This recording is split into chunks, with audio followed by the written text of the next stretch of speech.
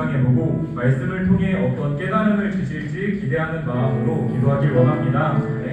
또한 말씀 전해주시는 김채영 간사님이 역육감에 강건하고 말씀의 능력을 더하여 주셔서 그 말씀을 듣는 우리가 더욱 성장할 수 있는 시간이 되길 소망하는 마음으로 기도하겠습니다. 마지막으로 우리가 드리는 이 예배가 하나님이 기뻐 받으시는 예배가 될 수 있기를 소망하는 마음으로 기도드리겠습니다. 기도하시기 전에 주여 함창하고 기도하시겠습니다. 주여!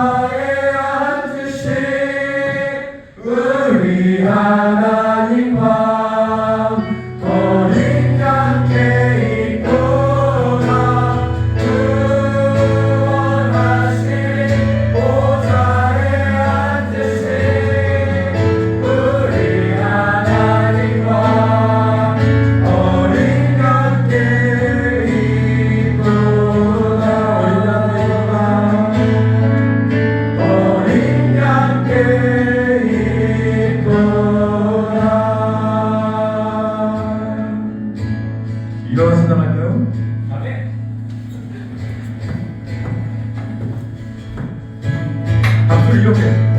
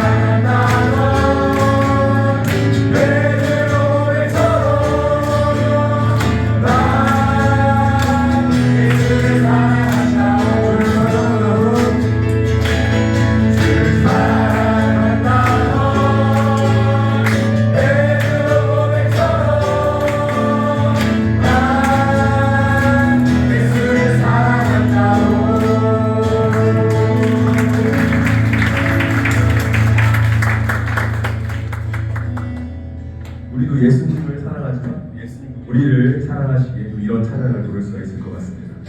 아멘. 아멘.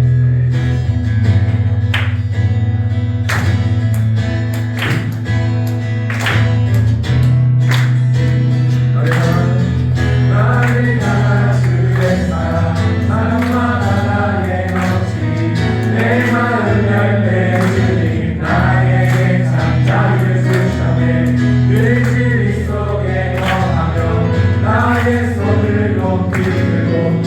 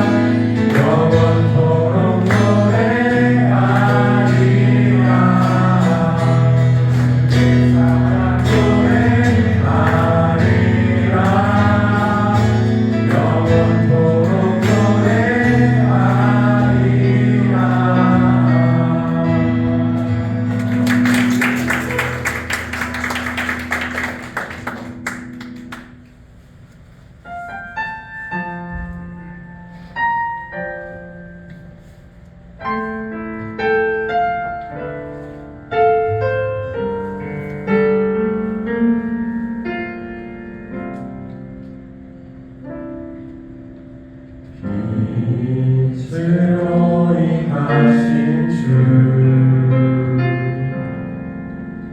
나의 어둠을 비추시네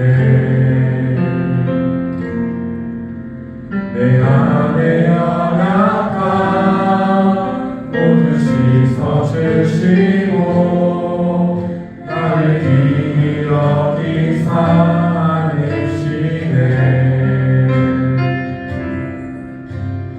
내 삶에 임하신 주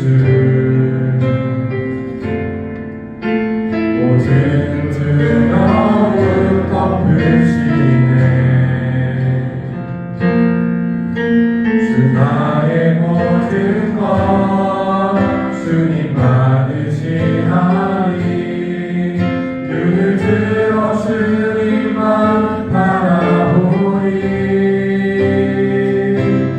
주님을 예배하는 것 주님을 기뻐하는 것 나의 마음과 뜻 다해 주님 더 알기 원하네 주님을 사랑하는 것 주님을 닮아가는 것 나의 유일한 소망이라 내 삶에 임하신 주 내 삶에 임하신 주 모든 두려움 덮으시네 주 나의 모든 것 주님 받으시하니 눈을 들어 주님만 바라보리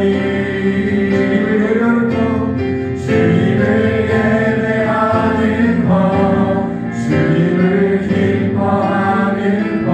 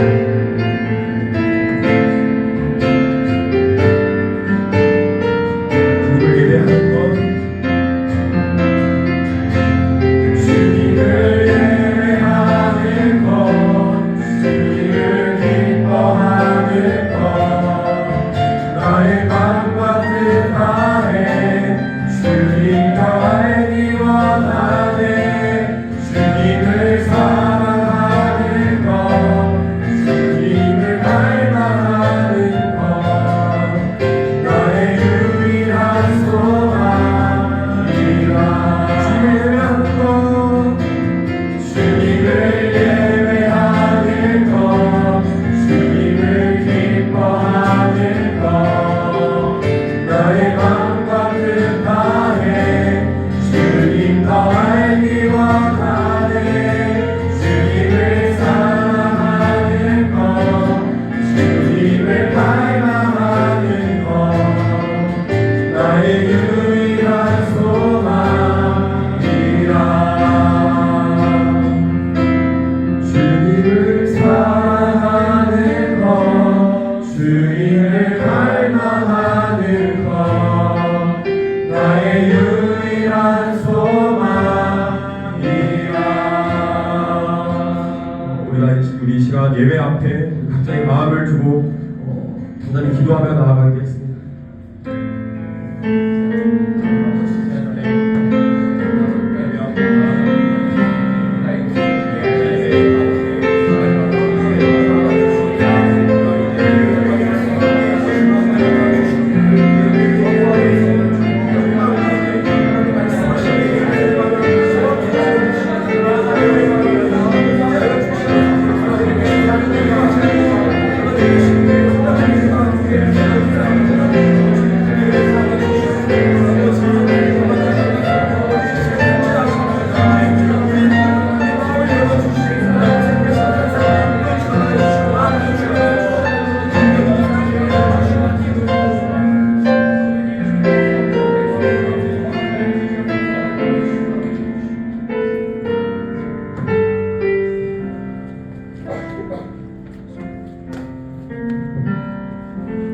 우리의 빛과 생명 되시며 처음과 마지막이신 하나님 앞에 우리의 예배를 올려드립니다.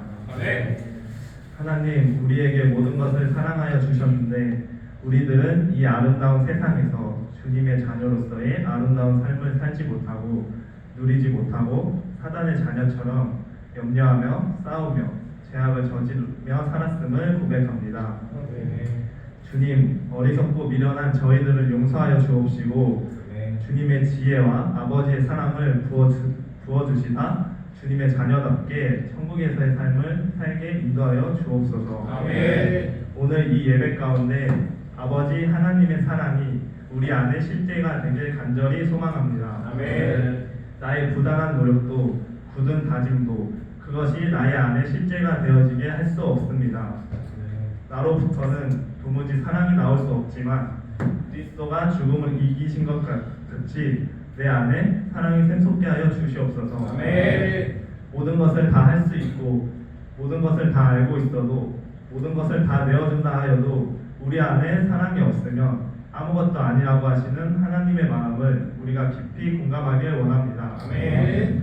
우리 안에 오직 사랑만이 모든 생각과 행동의 이유가 되게 하여 주시옵소서.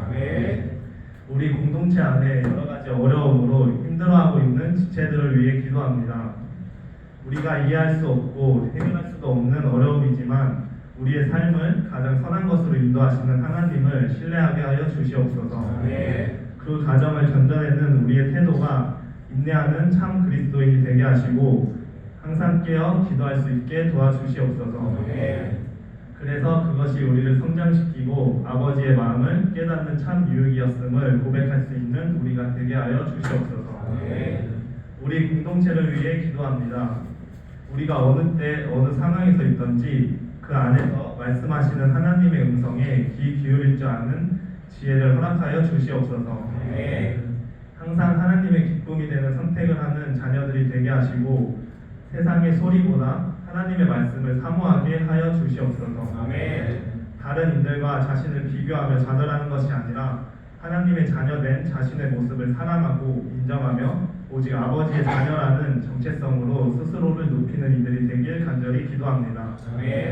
아버지를 사랑하는 자녀들을 언제나 지켜 보호해 주시고 저희를 통해 캠퍼스의 영혼들에게 아버지의 은혜가 흘러갈 수 있도록 사용하여 주시옵소서. 저희들에게 메시지를 전하시는 김채영 간사님을 위해 기도드립니다. 간사님을 위해 성령님 임하여 주셔서 살아계셔서 우리의 영혼 가운데 말씀하시는 하나님의 말씀을 전하시는 통로로 부족함 없이 쓰임받을 수 있게 모든 것을 더하여 주시고 영과 육의 강건함을 주시어서 일상과 내일 속에도 함께 동행하시고 영혼을 돌보기에 부족함 없는 주의 종으로 쓰임받게 하여 주시옵소서. 듣는 우리 가운데에도 성령님 함께 하시고 임하셔서 듣기만 하여 자신을 속이는 자가 아니라 행하는 우리들 되게 하시고 각자의 삶을 채우시고 싸매어 주시옵소서. 듣고 행하는 우리 통하여 이 나라와 열방이 변화되게 하여 주시옵소서. 이 모든 말씀 살아계셔서 나의 의가 되어주신 예수 그리스도의 이름으로 감사하며 기도드립니다.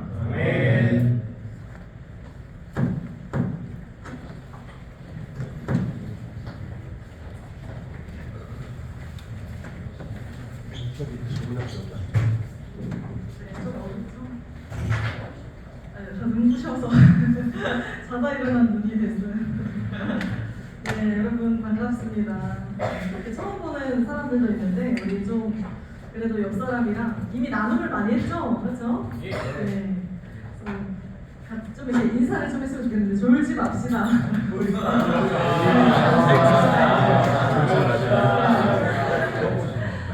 네, 여러분 여기까지 왔는데 졸면 진짜 좀 아깝지 않아요, 그렇죠? 시간을 내서 왔는데 저는 오늘 이 자리에 제가 계속 말하는 거지만 하나님이 여러분들에게 오늘 반드시 필요한 말씀을 저의 입술을 통해서 하시는 줄로 믿습니다. 아멘으로 받아들이면 은혜를 얻게 되는 거고 결국 은혜는 말씀이 은혜가 되느냐 안 되느냐 이거에 달려있는 게 아니라 우리 각자에게 달려있어요. 이게 진짜 하나님의 말씀으로 받아들이면 은혜가 되는 거고 그냥 별로 좋지 않은 그런 피곤한 졸린 그런 말씀으로 들으면 은혜가 안 되고 그냥 이 시간 버리는 거예요. 그러니까 이제 하나님이 나에게 하시는 말씀이다라고 생각을 하고 귀를 열고 막 적으면서 들어도 돼요. 네. 이 마이크가 좀 계속 중간에 끊기죠? 맞습니다.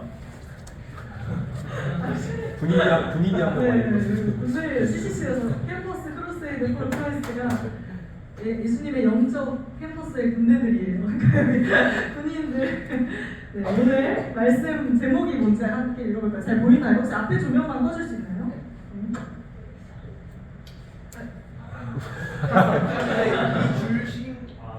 안 돼. 그렇게 앞에만 안 꺼질 거예요. 네, 여러분 이렇게 하면 졸릴까요? 아니요. 네, 졸리자 일어나게 시킬게요. 네. 오늘 말씀 제목을 같이 한번 읽어볼까요? 시작. 광야에서 배우는 절대 신조. 네, 오늘 말씀은 여호수아 6장 1절에서 9절 말씀입니다. 우리 형제와 자매들이 교독을 하면 좋을 것 같은데 먼저 홀수절은 형제가, 짝수절은 자매가 하겠습니다. 시작. 이스라엘 자손들로 말미암아 여리고는 굳게 합쳤고 출입하는 자가 없더라. 여호와께서 여호수아에게 이르시되 보라 내가 여리고와 그 왕과 용사들을 내 손에 넘겨주었으니 너희 모든 군사는 그 성을 둘러 성 주위를 매한 번씩 돌되 엿을 세 번을 그리하라. 제사장 일곱은 일곱 양발 나팔을 잡고 양약에 앞서서 나아갈 할 것이요 일곱째 날에는 그 성을 일곱 번 돌며 그 제사장들은 나팔을 불 것이며 제사장들이 양각 나팔을 길게 불어 그 나팔 소리가 너희에게 들릴 때에는 백성은 다 큰 소리로 외쳐 부를 것이라. 그리하면 그 성벽이 무너져 내리니 백성은 자기 앞으로 나아가시리라 하시되 눈의 아들 여호수아가 제사장들을 불러 그들에게 이르되 너희는 언약궤를 메고 제사장이 부는 양각 나팔을 일곱을 잡고 여호와에게 앞에서 나아가라 하고 또 백성에게 이르되 나아가서 그 성을 돌되 무장한 자들이 여호와에게 앞에서 나아갈지니라 하니라. 여호수아가 백성에게 이르기를 거치매 제사장이 일곱은 양각 나팔 일곱을 잡고 여호와 앞에서 나아가며 나팔을 불고 여호와의 언약궤는 그 길을 따르며 그 무장한 자들은 나팔 부는 제사장들 앞에서 행진하며 부는 그의 길을 따르고 제사장들은 나팔을 불며 행진하더라. 아멘. 네, 우리가 너무 잘하는 말씀이에요. 혹시 어떤 말씀인지 아는 사람? 여리고성에서는 네, 여러분 혹시 이쯤에 힘든 사람, 좀 힘들다. 손 들어볼까요? 솔직히 들어봐도 돼요. 혹시 내가 힘들게 하는 거 아니야? 네, 나는 별로 힘들진 않다. 네. 지금 광야를 지나고 있는 사람 있어? 나는 지금 광야 생활인 것 같다.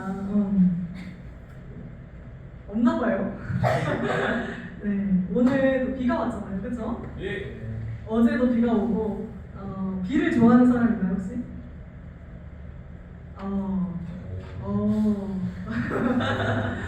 저는 비를 별로 좋아하지 않아요. 네, 근데 이제 제가 몇 년 전에 그 계기가 있어요. 뭐냐면 끊기는 소리가 좀 거슬러거리지 않죠? 괜찮죠? 네. 몇 년 전에 강력한 비바람을 동반한 태풍이 제가 잠깐 머물던 어느 지역에 태풍이 왔던 날이 있었어요. 그래서 밤사이에 막 폭우가 쏟아지고 비바람이 불고 태풍이 지나간 후에 거기 어떻게 됐냐면 나뭇가지가 거기 심겨져 있던 나뭇가지가 다 꺾이고 심지어는 뿌리채 뽑혀 있는 걸 제가 보게 됐어요. 그러니까 제가 살면서 여러 이렇게 많은 태풍을 태풍 매미라고 들어봤어요 혹시? 태풍들을 경험을 했지만 나무가 뿌리채 뽑혀 있는 것을 본 것은 그때가 처음이었습니다. 그래서 제가 호기심이 많아요. 그래서 뽑힌 그 나무를 한번 살펴봤어요. 돋보기를 들고. 네, 진짜 뽑힌 나무를 가까이 가서 이렇게 살펴봤는데 왜 뽑혔을까? 뽑힐 만한 이유가 있었어요. 그 이유가 뭐냐면 바로 나무가 굉장히 겉이 크거든요. 큰 나무였는데 뿌리가 너무 초라한 거예요. 뿌리가 너무 작았어요. 그래서 이 나무가 원래 뿌리가 이렇게 약한 나무인가 해서 제가 찾아봤어요. 네이버에. 근데 아니었어요. 튼튼한 나무인데 뿌리를 약하게 만드는 원인이 있었어요. 뭐냐면 그 근처에 흐르는 시냇물, 개천이 있었는데 그 개천 때문에 뿌리가 약해졌어요.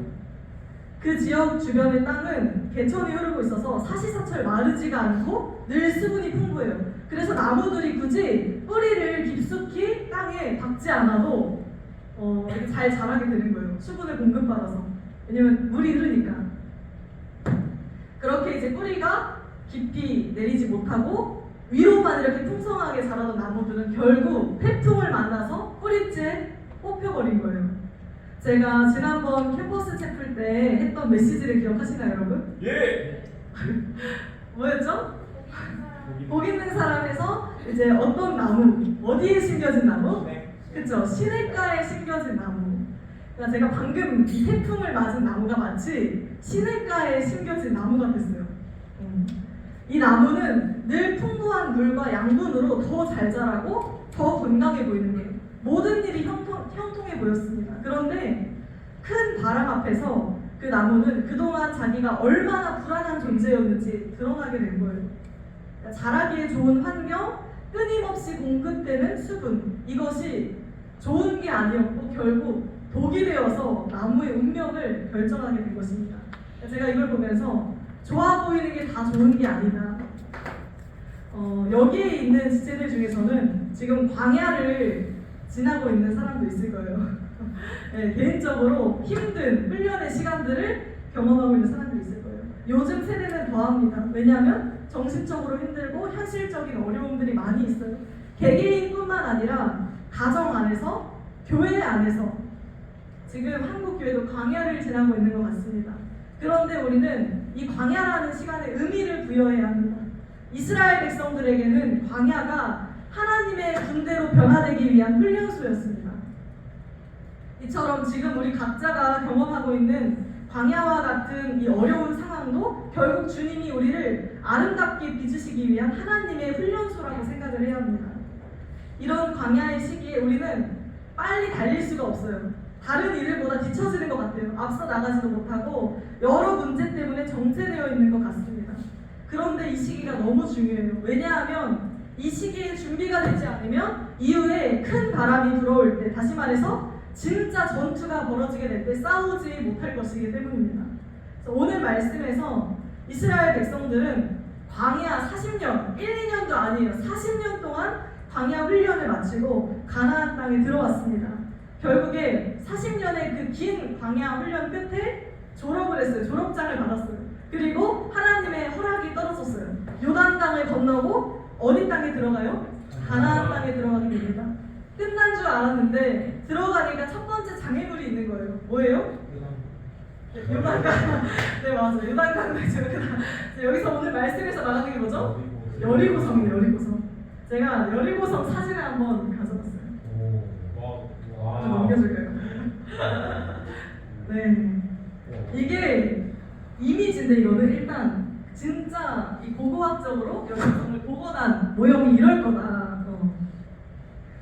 그러니까 그리고 제가 사진 하나 더 가져왔는데 다음 장으로 올려줄까요? 이거는 실제로 이스라엘의 여리고성을 100년 동안 고고학자들이 찾아낸 거예요. 이 여리고성이 진짜 놀랍지 않아요? 진짜 역사적 사실이라는 게 증명이 되지 않아요? 그렇죠? 예. 제가 이게 고고학자들이 어떻게 이 유물을 발견하는지 봤는데 하루 종일 붙이를 하고 있어요. 근데 거기다 대고 붙이를 하고 있는데 지진이 한번 나와요. 그러면 어떻게 돼요? 다시 시작해야 되는 거예요 또. 이 사람들은 죽을 때까지 이거 하다가도 유물을 못 보는 사람들도 있어요. 그러니까 이 여리고성이 발굴이 됐는데 이 성이 어디에 있냐면 가파른 언덕 위에 있고 높이가 4.5m. 그러니까 훨씬 우리보다 큰 4.5m의 석벽이 이렇게 돌로 된 벽이 있고 그리고 그 앞쪽에는 토벽이라고 해서 흙으로 된 2.6m의 벽이 있는 이중성벽이었어요. 아무도 침투할 수 없는 이중성벽. 거기에다가 그 토벽과 그 석벽 사이에는 35도 정도의 경사가 있어서 사람들이 오르지도 못해요. 그러니까 진짜 난공불락의 요새라고 하는 말이 진짜 맞아요. 그리고 그 안쪽에는 성 안에는 이렇게 멀리 있는 군대들을 공격할 수 있는 무기도 이렇게 던져서 맞춰서 죽일 수 있는 그런 무기도 안에 있어요. 여러분 이스라엘 백성들의 입장이 되어보세요. 이스라엘 백성들은 군사 훈련을 해봤나요? 총 훈련 해봤어요 군대처럼? 아니요. 뭐만 해요? 맨날? 걷기. 기도하고 그리고 제사만 지내는 거예요. 근데 광야에서만 살았던 이스라엘 백성에게 여리고성은 어땠을까요? 한 번도 만나본 적이 없는 장애물과 같은 거예요. 도저히 넘어설 수 없는 현실의 거대한 벽과 같았습니다. 때로 우리가 경험하는 이 세상이 이 여리고성처럼 느껴집니다. 우리는 교회 안에서 그리고 성경 속에서 믿음으로 사는 법, 신앙으로 사는 법에 대해서 배웠어요. 그런데 막상 신앙대로, 양심대로, 믿음대로 이 세상을 살려고 해보세요. 너무 힘들어요. 그렇죠? 왜냐하면 현실이라는 벽이 쉽지 않거든요. 믿음으로 살고자 하면 할수록 현실의 거대한 벽과 여러분들이 계속 부딪히게 되는 것을 느낄 수 있게 될 거예요. 그럼 우리는 이 벽을 극복을 해야 되는데 어떻게 극복을 할 수 있을까? 이 한계의 상황 속에서 우리가 뭘 생각을 해야 할까요? 바로 이 말씀입니다. 같이 한번 읽어볼게요. 시작. 보라, 내가 여리고와 그 왕과 용사를 내 손에 넘겨주었으니. 아멘. 아멘. 전쟁을 시작하기도 전에 하나님께서 이 전쟁에서 너희가 할 일은 이거다. 내가 너희한테 주는 승리를 그냥 받는 게 너희가 할 일이다. 싸우는 것은 나 하나뿐이면 돼. 라고 말씀을 하시는 거예요. 그리고 이 하나님의 싸움을 구경하는 구경꾼들, 이스라엘 백성들에게 구체적으로 어떻게 해야 하는지 명령을 하십니다. 그 명령의 내용이 오늘 본문 말씀의 내용인데 이스라엘 백성들한테 여리고 성을 7일 동안 삥삥 돌으래요. 막 칼로 찌르고 창으로 찌르고 화살을 쏘고 이런 게 아니라 7일 동안 삥삥 돌다가 하나님이 명령하시면 다 함께 소리를 지르래요.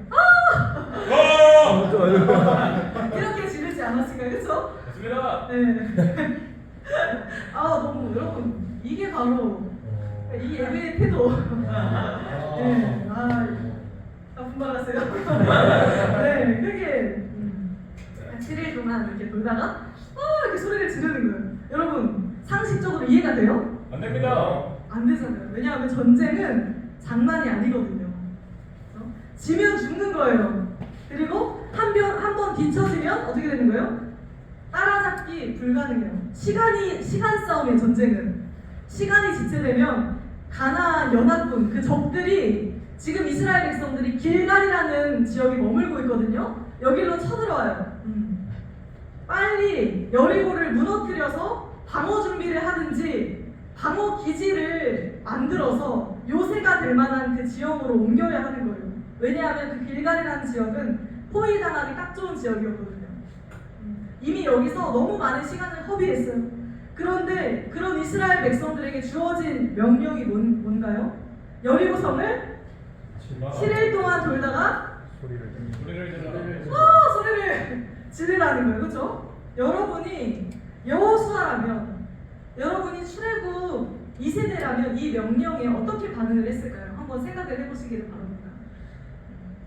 40년 동안 딱 빠지게 광야 생활 했는데 하고 나서 이제 딱 들어왔는데 여리고야. 근데 거기서 우리한테 막 하나님이 그냥 돌래.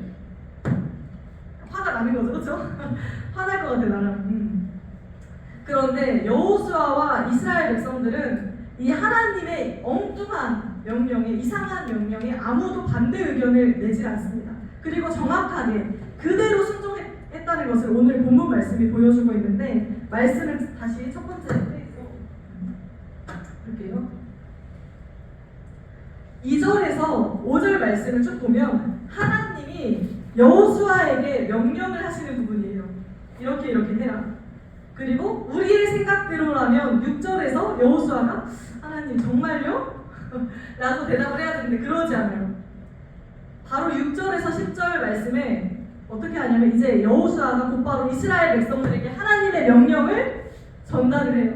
우리의 생각대로라면 11절 말씀에 이스라엘 백성들이 황당해하면서 진짜요? 라고 했어야 하는데 그게 정상이죠. 그런데 여호수아와 이스라엘 백성들은 단 한마디의 의심도 하지 않고 아무 이렇게 불만을 표현하지도 않고 그 하나님의 말씀에 순종을 합니다. 어떻게 이럴 수 있었을까? 그들이 순종할 수 있었던 이유는 바로 첫 번째 이유가 있습니다. 한번 볼게요. 같이 읽어볼까요? 시작.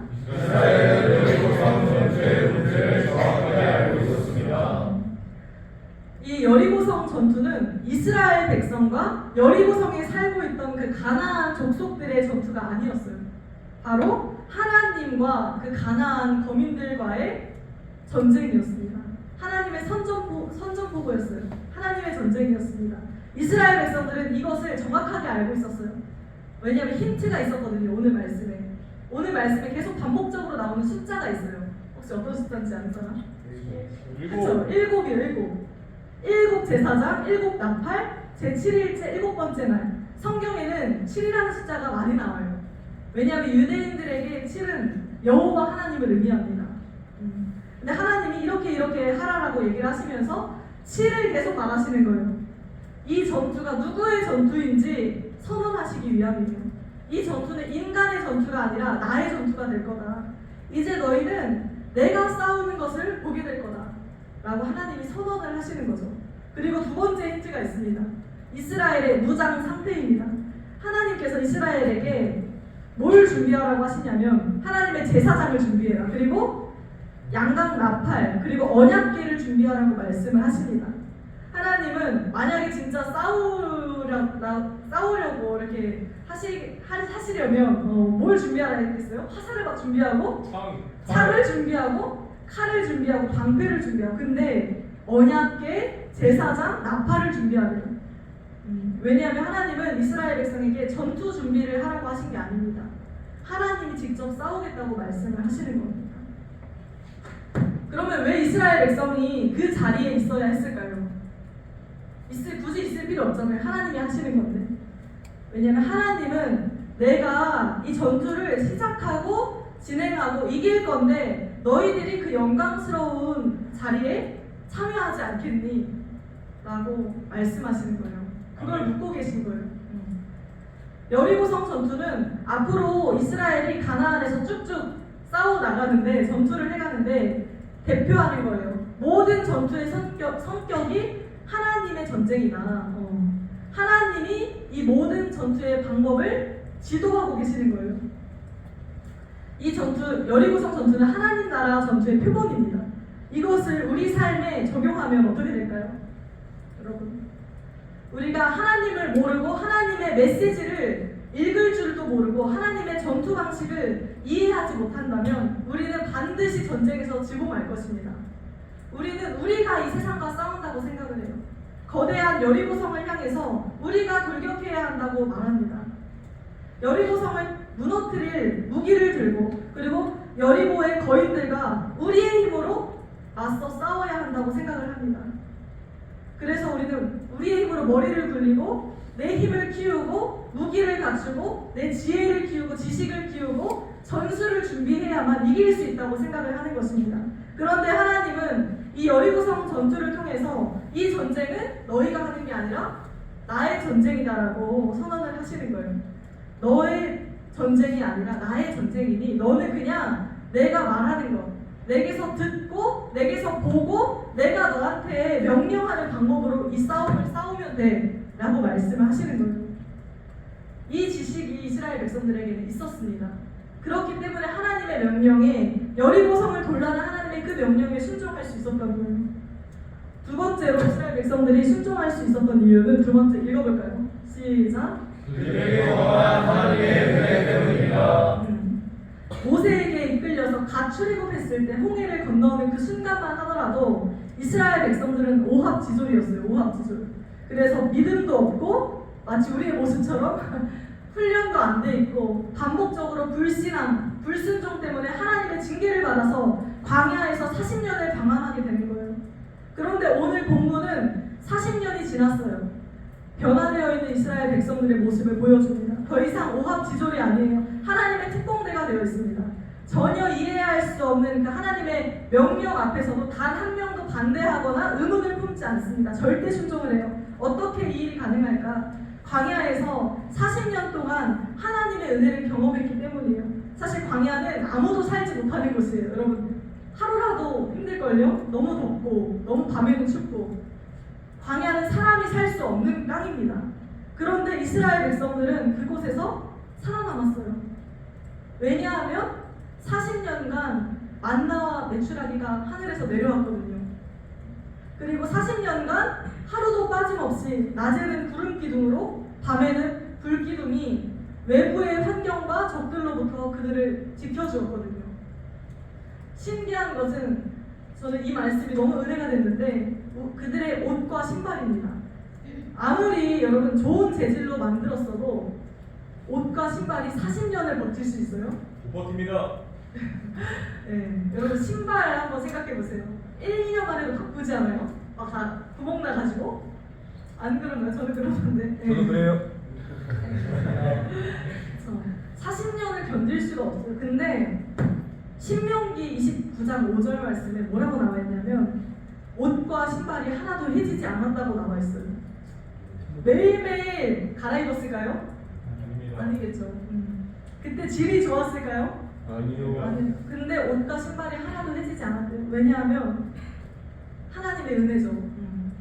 이스라엘 백성들은 날마다 삶 가운데 하나님의 은혜를 생생하게 그냥 지식적으로 개념적으로 경험한 게 아니라 날마다 먹는 음식을 통해서 날마다 입는 옷을 통해서 날마다 살아가는 주거 환경을 통해서 삶 가운데 하나님의 은혜를 경험적으로 알게 된 것입니다. 우리의 삶도 마찬가지예요. 지금까지의 삶, 순간순간 여러분의 삶을 인도하신 하나님의 은혜를 깊이 생각해 보시기를 바랍니다. 아멘. 여러분 하나님이 이스라엘 백성들에게 40년간 광야를 걷도록 하신 이유는 너희가 내 말에 불순종했으니까 고생 좀 해봐라 이런 징벌의 차원이 아닙니다. 그들에게 가르칠 것이 있으셨기 때문이에요. 만약 이스라엘 백성이 이것을 배우지 못하고 가나안 땅에 들어갔다면 가나안 땅의 별명이 뭐냐면 민수기 13장 32절 말씀에 한번 읽어볼까요? 시작. 이스라엘에서 정탐한 땅을 악하여 네, 우리가 주관하며 정탐한 땅은 그 거주민을 삼키는 땅이요 거기서 본 모든 백성은 신장이 장대한 자들이며. 여기 말씀에 거민을 삼키는 땅이라고 나와 있어요. 거민을 삼키는 땅이라는 별명을 가진 가나안 땅이 이스라엘을 백성들을 삼켜버릴 것이 하나님은 아셨어요. 그렇다면 이스라엘 백성이 가나안에 들어가기 전에 반드시 알아야 했던 것은 과연 무엇일까요? 바로 하나님의 은혜입니다. 하나님이 우리의 삶에 모든 것을 지키시고 돌보시고 채우시는 분임을 아는 것입니다. 우리의 인생을 책임지시는 분이라는 것을 아는 것입니다. 아멘.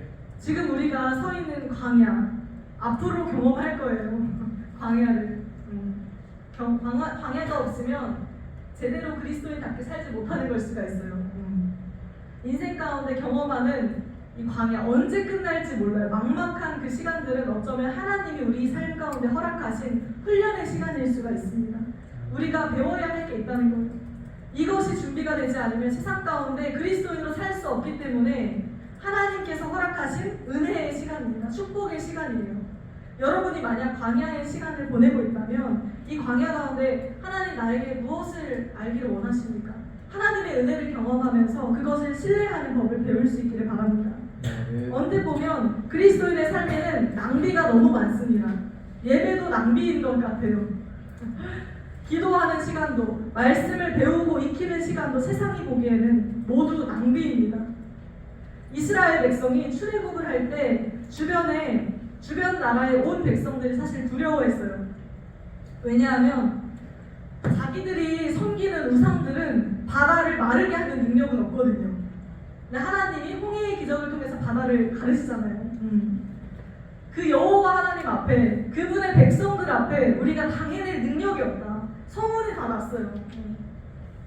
거대한 그 당시에 강력한 애굽 땅을 굴복시킨 그 하나님의 백성이 몰려오면 우리 끝났다. 우리 다 죽었다.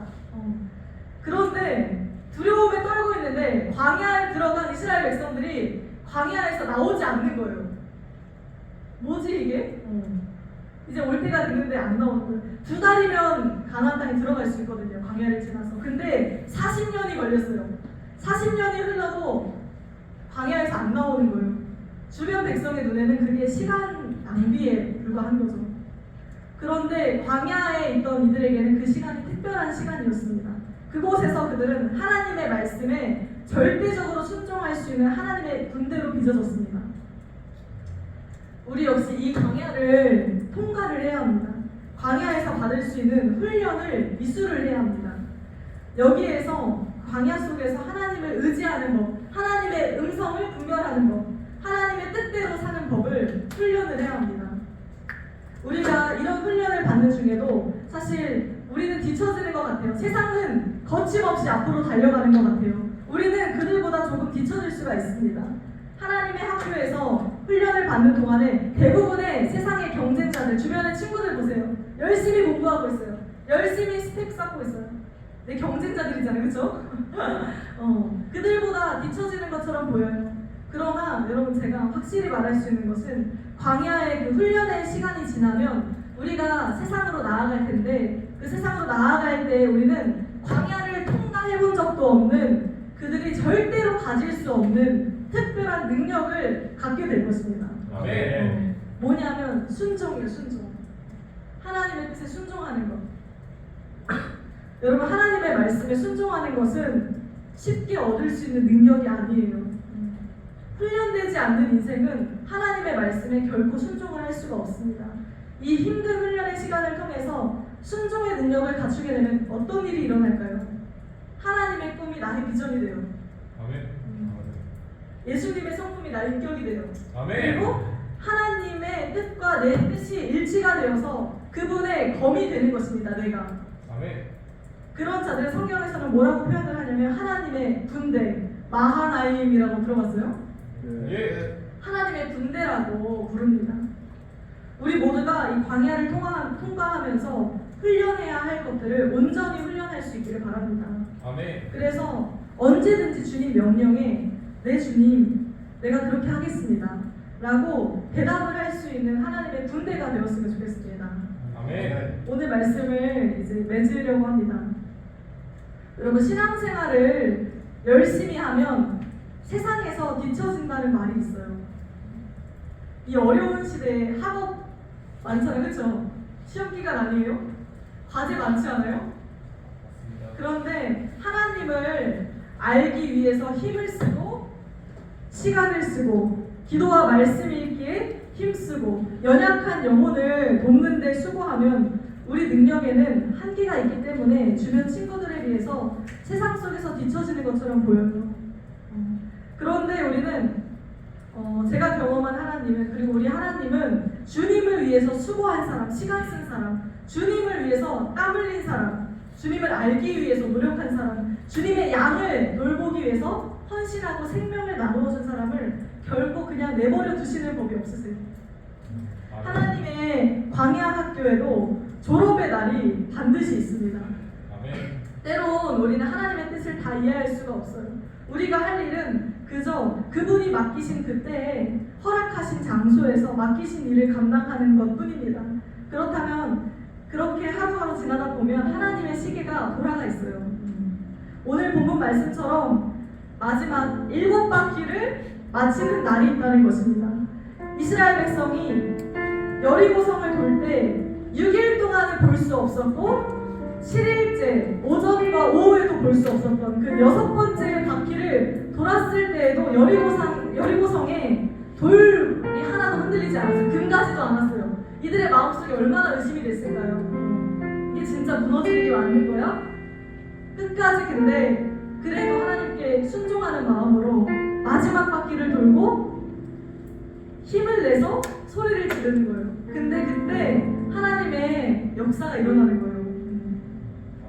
우리에게도 묵묵히 그 삶을 살다 보면 있어야 할 그 자리에 있다 보면 하나님의 그 때가 찾아오게 될 것입니다.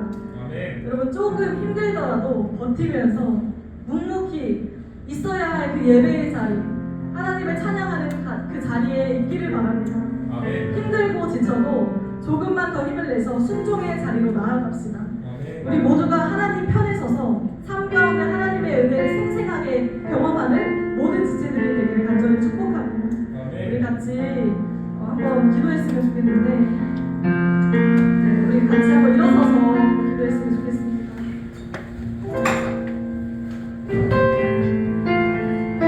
하나님, 우리의 인생 가운데 광야의 시간을 주셔서 감사합니다. 그 시간을 통해서 더욱 하나님을 붙잡게 해주셔서 감사합니다. 광야를 지날 때, 시험을 지날 때, 어려운 순간에 감사하는 우리가 되게 해주십시오. 광야가 하나님을 만나는 축복의 장소가 되게 해주십시오. 세상이 보기에 그리스도인으로 사는 것이 미련하고 내 스스로가 생각해도 친구들과 비교할 때도 있고 뒤처지는 것 같지만 이 길이 맞는 길임을 믿습니다. 이 길이 진리의 길이고 생명의 길임을 확신합니다. 우리 인생의 모든 걸음걸음 가운데 동행해 주시고 순종할 수 있는 힘을 주시옵소서.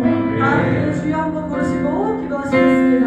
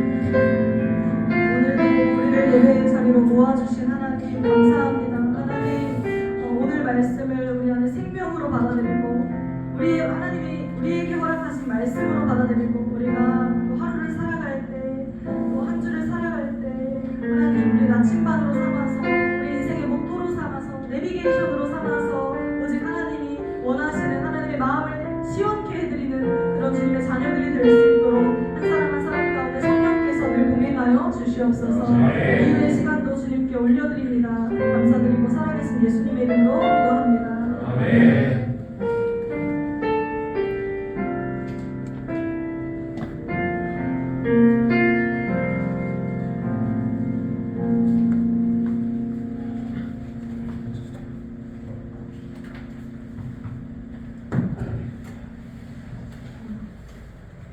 네, 앉아주세요. 샬롬, 저는 CCC 신도드 재단의 총무 순장으로 섬기고 있는 이다은 순장입니다.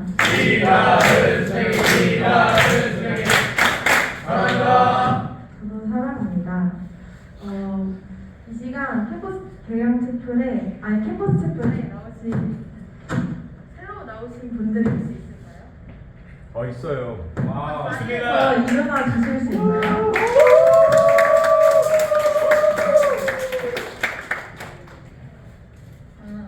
혹시 괜찮으시다면 이름을 한번 말해주실 수 있을까요? 박진우, 박지우, 박진우,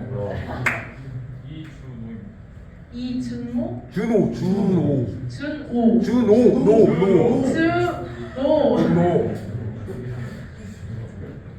네. 또 양현진 친구를 위해서 당신은 하나님의 언약 안에 있는 그 축복의 통로 같이 찬양을 해주시겠습니다.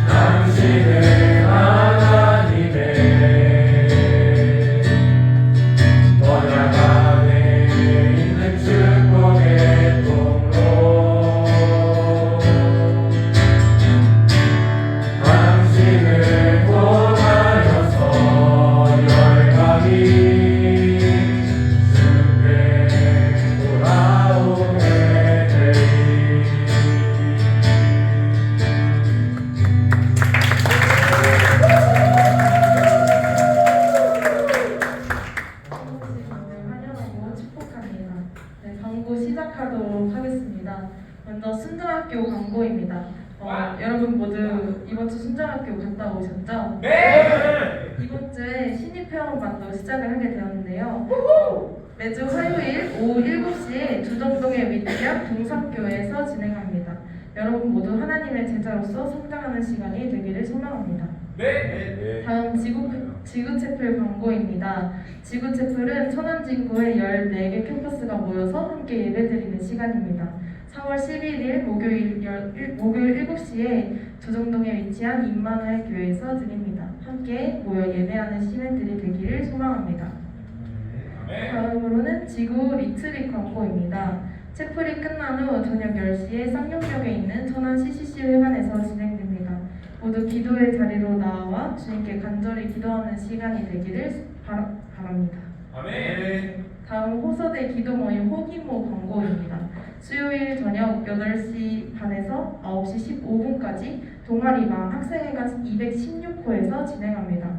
함께 모여서 호어 캠퍼스의 기도의 부흥을 일으킵시다. 아멘. 다음은 아침 큐티 광고입니다. 매일 아침 8시 30분에 동방에서 아침 큐티 모임을 진행합니다. 아침에 함께 모여 말씀을 읽고 하루를 시작함으로 성령 충만한 하루하루가 되기를 소망합니다. 아멘. 다음은 111 수모임 광고입니다. 모두 다 실천하고 계시겠죠? 예. 일주일에 한 번 받는 수모임, 한 번 하는 수모임을 가지는 순정 수모들이 되시다. 아멘. 다음은 순여행 광고입니다. 와! 4월 26일 금요일부터 27일 토요일 오전까지 회관 4층과 5층을 사용할 예정입니다. 회비는 2만 원이고요. 일정을 잘 픽스해놓고 다음에 참여 링크를 올라오면 바로 신청해 주시길 바랍니다.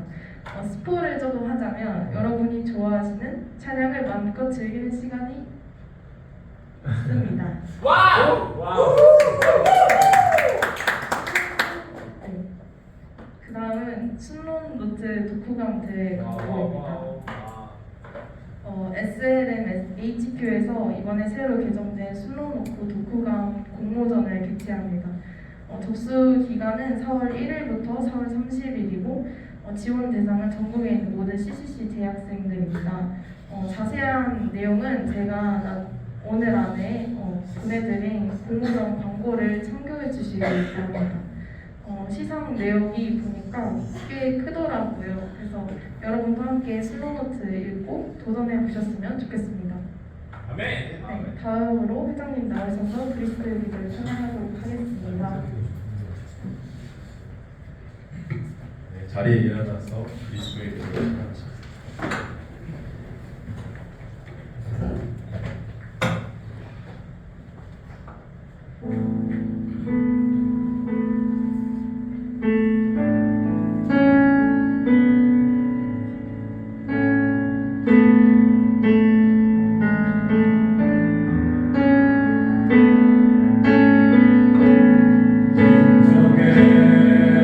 가슴 바다